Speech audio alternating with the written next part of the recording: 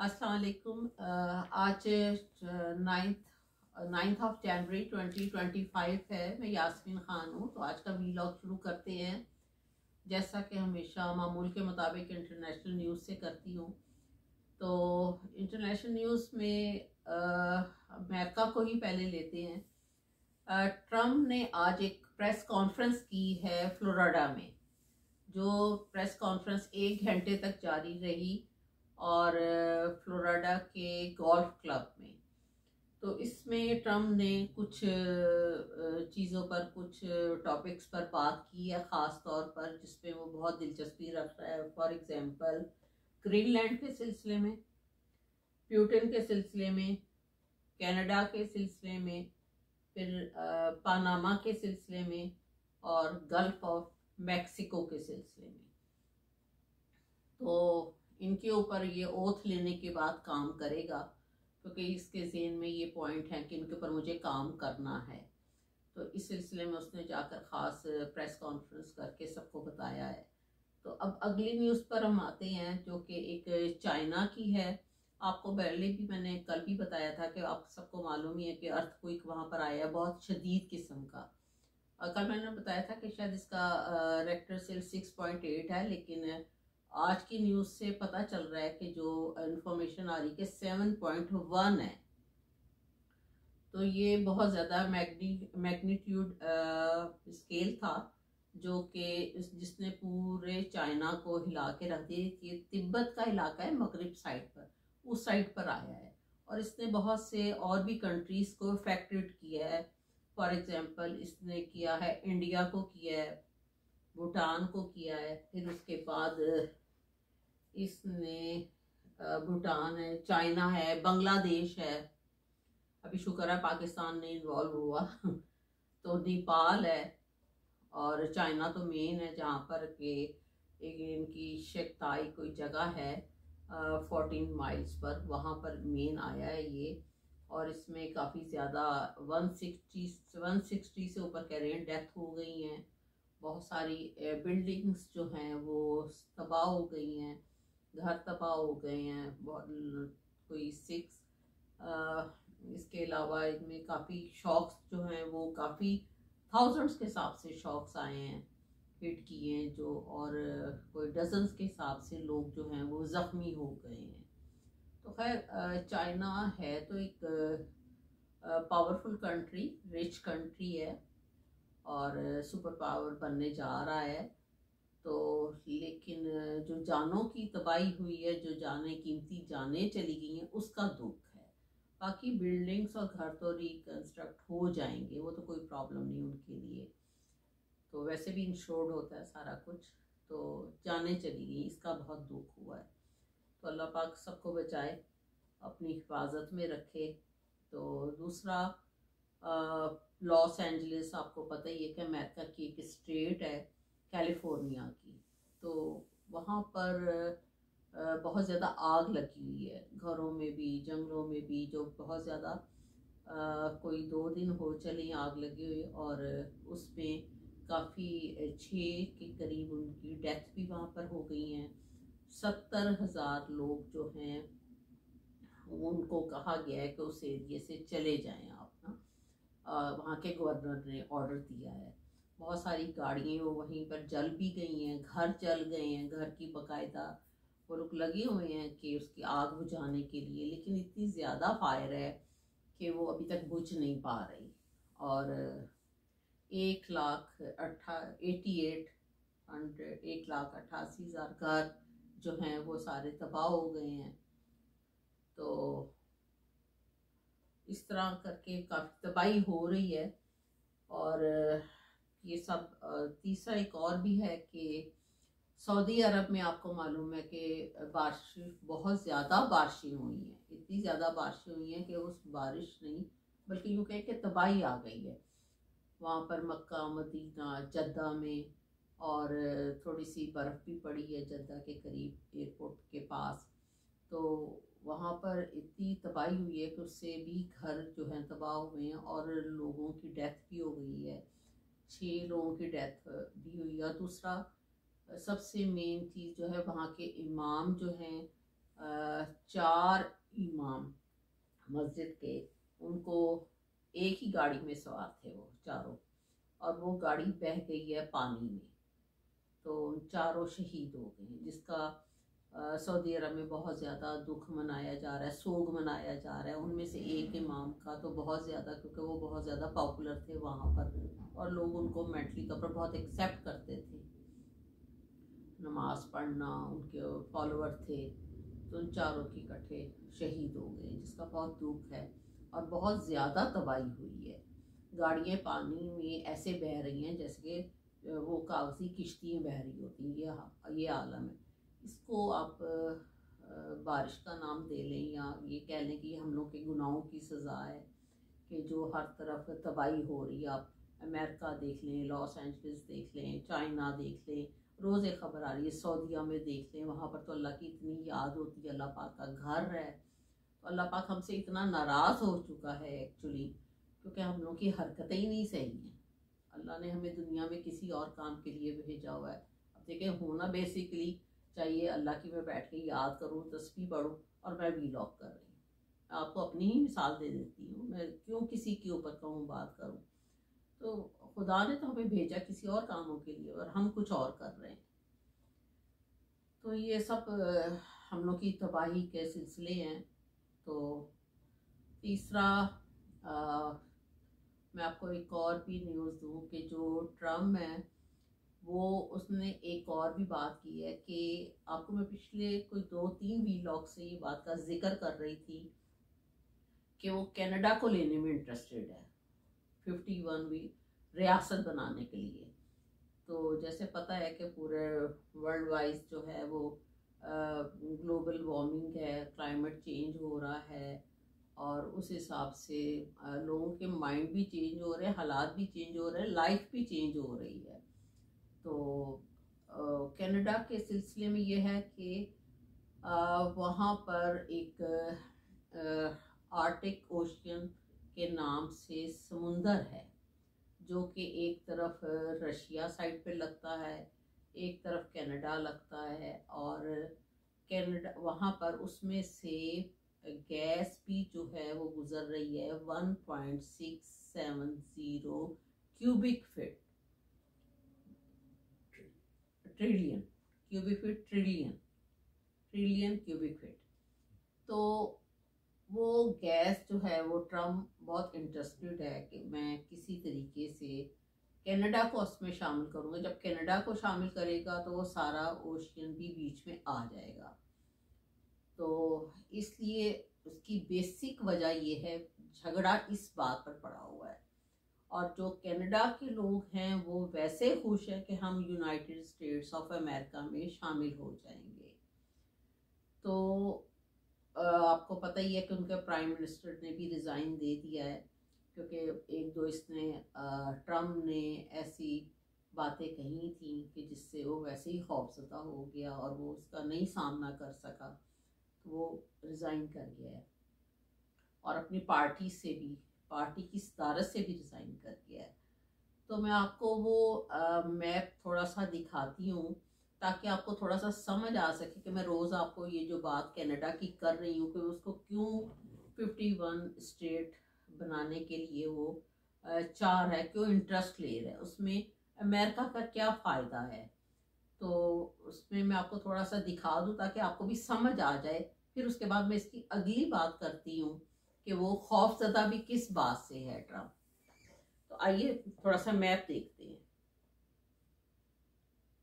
ये है कनाडा, ये सारा कनाडा है, ये जितना आपको आ रहा है डार्क ब्राउन से कलर का, ये है आर्टिक ओशियन, नॉर्थ पोल, ये है समुंदर सारा। अब ऊपर आ जाता है यूनाइटेड स्टेट्स अलास्का, जो कि छोटा सा अमेरिका का हिस्सा है। इस साइड पर आ जाएगा रशिया, ये है ग्रीनलैंड, जिसको ट्रम्प लेना चाहता है, इसको और इसको।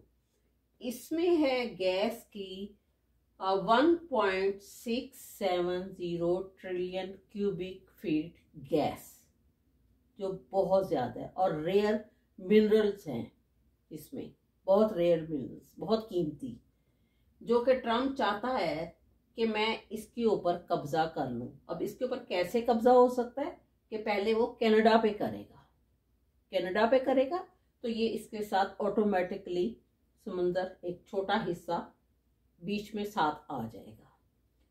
अब जब ये आ जाएगा तो ये सारा हिस्सा आ जाएगा अमेरिका के अंडर में, और इसके सारे मिनरल्स अमेरिका यूज करेगा। अब रशिया जो है, आपको मैंने पहले अभी बताया था कि वो क्यों खौफजदा है रशिया से, तो मैं आपको अब ये ग्रीनलैंड भी इसके साथ ही वो लेना चाह रहा है जो इंटरेस्टेड है। तो अब आपको मैं रशिया का समझाती हूँ कि वो रशिया से क्यों खौफजदा है। रशिया से वो इसलिए खौफजदा है क्योंकि ट्रम्प कहता है कि रशिया जो है वो डायरेक्ट यहाँ से यहाँ पर अटैक कर सकता है न्यूक्लियर बॉम्ब के जरिए।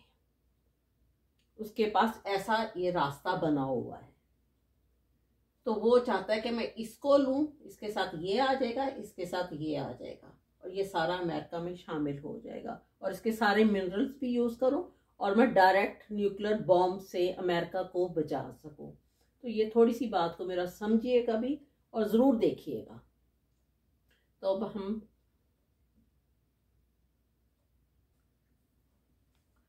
हम इसके बाद आपको ये भी बताते हैं कि ट्रम्प और क्या लेना चाहता है। मुझे तो लगता है वो पूरी दुनिया ही लेना चाहता है। वो खलीज समुंदर है मैक्सिको का, वो कहता है मैंने इसका नाम बदलकर खलीज अमेरिका रखना है। तो उसके बहुत बड़े बड़े अज़ाइम हैं। अब वो उसके अज़ाइम सारे पूरे होते हैं या नहीं होते हैं, वी डोंट नो, लेकिन ऐसा है कि इससे आखिर बाकी भी सारे मुल्क हैं, उनके भी हुक्मरान हैं, वो सारे खामोश होकर तो नहीं बैठ जाएंगे। तो ऑफ कोर्स फिर तीसरी वर्ल्ड वॉर का स्टार्ट हो जाता है इससे। तो ये अब देखना है कि इससे कैसे बचा जाए। ट्रम्प ऐसे जो कहता है वो अपनी ही करता है, और उसने करना भी वही है। वो सारी इन चीज़ों को जो मैंने अभी आपको बताई हैं, ये काफ़ी मुश्किल काम है इसको सोचना समझना, और मैंने बहुत सारा ये डाटा तैयार करके आपके सामने रखा है। इसको प्लीज़ सुनिएगा, इसको समझिएगा। ये थोड़े दिन बाद ओथ लेने के बाद ये सारी चीज़ें हमारे सामने आएंगी, और हम सब इससे अफेक्टेड होंगे, लाजमी तौर पर होंगे, क्योंकि हम लोग सब इसी दुनिया में रहते हैं और यहीं रहते हैं। और ये आपको वो चीज़ें बताई गई हैं जो काफ़ी डिफ़िकल्ट हैं एक आम आदमी के समझने के लिए। और मेरा शुरू से थ्रू आउट यही सब्जेक्ट था, इसलिए मुझे इतनी मुश्किल नहीं पड़ी, थोड़ा सा स्टडी ज़रूर ज़्यादा करना पड़ा है। तो अब हम आ जाते हैं थोड़ी सी लोकल, जो कि पाकिस्तान की डोमेस्टिक न्यूज़ है। वो तो आपको पता ही है, रफड़ ही पड़ा रहता है, तो वो मैं सुना देती, क्योंकि वो भी ज़रूरी है सुनानी, उसके बगैर हम लोग का गुजारा नहीं है। तो डोमेस्टिक न्यूज़ में ये है कि कतर, आपको पता है कतर एयरलाइंस की भी फ़्लाइट्स पाकिस्तान भी जाती थी, और जो पाकिस्तान के माशी हालात हैं उस हालात में कतर ने अपने ऑफिसेज सारे पाकिस्तान से बंद कर दिए। अब ऑफिसेज बंद कर दिए हैं तो मे भी कल को फ़्लाइट्स भी बंद कर दे। तो ये क्योंकि पाकिस्तान की इकोनॉमिकली हालात सही नहीं है पाकिस्तान में। वैसे तो पूरी दुनिया को पता चल गया है कि वहाँ पर कितने ऑनेस्ट लोग बैठे हुए हैं, तो इसलिए मैंने उनको चोर नहीं कहा, मैंने ऑनेस्ट कहा है कि आप भी समझदार हैं, मैं भी समझदार हूँ। तो इसलिए उन्होंने अपने ऑफिसेज बंद कर दिए। और पाकिस्तान पर जो है इकोनॉमिकली हालात वो काफ़ी डाउन जा रहे हैं। IMF भी कोई इतना इंटरेस्टेड नहीं है इनको आसानी से कर्जे देने के लिए, वो अपनी शराइत पे शराइत रखी जा रहा है कि बिजली महंगी करो, गैस महंगी करो, फलानी चीज़ करो।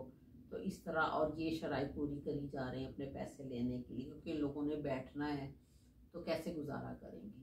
और जो पाकिस्तान पर कर्जा है वो बढ़ता जा रहा है। जब इमरान खान साहब का टाइम था और 2022 में इनको जब भेजा गया बाय फोर्स इमरान खान साहब को। तो उस वक्त पाकिस्तान पर कर्जा था 43,500 अरब, बिलियन रुपीस कह लीजिए। तो इतना कर्जा था पाकिस्तान में, यानी कि जब से पाकिस्तान बना था 75 76 साल से, 76 हो गए पाकिस्तान को बने हुए। तो इतना कर्जा पाकिस्तान पर चढ़ा था जो इमरान खान साहब उतारते भी जा रहे थे। लेकिन अब जो कर्जा, अब इनके 2 और 3 सालों से ये लोग बैठे हुए हैं, तो इस टाइम में जितना कर्जा चढ़ गया है वो है तकरीबन कोई 70,400 बिलियन रुपीस, अरब, 70,400 अरब। अब ये बढ़ गया है कोई 30 अरब से भी ऊपर 2-3 सालों में, इतना ये बड़ा है कर्जा। तो जब इतना कर्जा बढ़ गया तो उसका इंटरेस्ट भी बढ़ गया है। जब इंटरेस्ट भी बढ़ गया है तो वो देना तो पाकिस्तान की गवर्नमेंट ने टैक्स पेयर के पैसों से, जब टैक्स पेयर के पैसों से देना है तो डेफिनेटली पाकिस्तान में इन्फ्लेशन और ज़्यादा बढ़ जाएगी। आगे ही बढ़ चुकी, और ज़्यादा बढ़ जाएगी, और ज़्यादा महंगाई हो जाएगी। तो ये आपको बताना था कि इस तरह के हालात हैं और इतना कर्जा पाकिस्तान पर बढ़ गया है जो कि हम सब ने मिलकर पे करना है, और संभाली ये जाएंगे पैसे, पे हम लोग कर ही जाएंगे।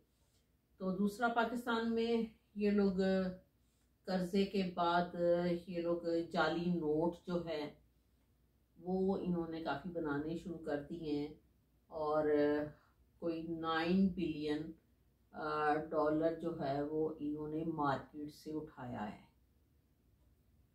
कि सिर्फ डॉलर को मेंटेन रखने के लिए 2-3 सालों में। तो ये सारे जाली नोट वहाँ पर चल रहे हैं। आप लोग ज़रा ध्यान से डॉलर भी लें पाकिस्तान से तो ख्याल से लीजिएगा। और पाकिस्तान की इकॉनमी इसीलिए नीचे से नीचे होती जा रही है। रुपीस की वैल्यू, जो रुपए की वैल्यू है वो इसीलिए कम होती जा रही है। ये सारे जाली नोट हैं। और डॉलर जो है वो असल अपनी हालत में नहीं है। अदरवाइज जितना इन्होंने कर्जा ले लिया है, डॉलर तो इससे भी ज़्यादा ऊपर, पता नहीं 400 रुपये पर आ जाएगा डॉलर, अगर सही ये आ जाए, सही बताने पर आ जाए। लेकिन हिसाबदार सही नहीं बता रहे। तो एक तो ये आपको न्यूज़ देनी थी।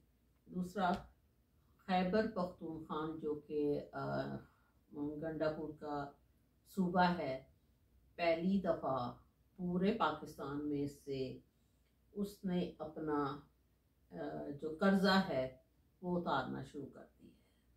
ये बहुत अच्छी खबर है क्योंकि वो लोग खा नहीं ना रहे और वो तरीके से चल रहे हैं। तो उन्होंने, पहली दफ़ा हुआ कि पाकिस्तान के 4 सूबों में से पाकिस्तान का एक सूबा है जिसने अपना पहली दफ़ा कर्जा उतारना, इन हालात में भी कर्जा उतारना शुरू कर दिया है। तो ये बहुत बड़ी खबर है। अगर इमरान खान साहब खुद होते तो अभी हालात कुछ और होते। तो एक तो ये न्यूज़ थी। फिर दूसरा, और भी आपको कोई मुज़ाकरात के बारे में भी दे दूँ आपको, कि जो आपको पता ही, हुकूमती लोगों के और इमरान खान साहब की तहरीक इंसाफ के मुज़ाकरात हो रहे थे जो कि बिल्कुल नाकाम जा रहे थे। लेकिन इमरान खान साहब ने आज इजाज़त दे दी है कि आप लोग इनको रिटर्न, ये कहते हैं आप रिटर्न भी लिख के दे दें। उनकी रिटर्न डिमांड ही क्या है?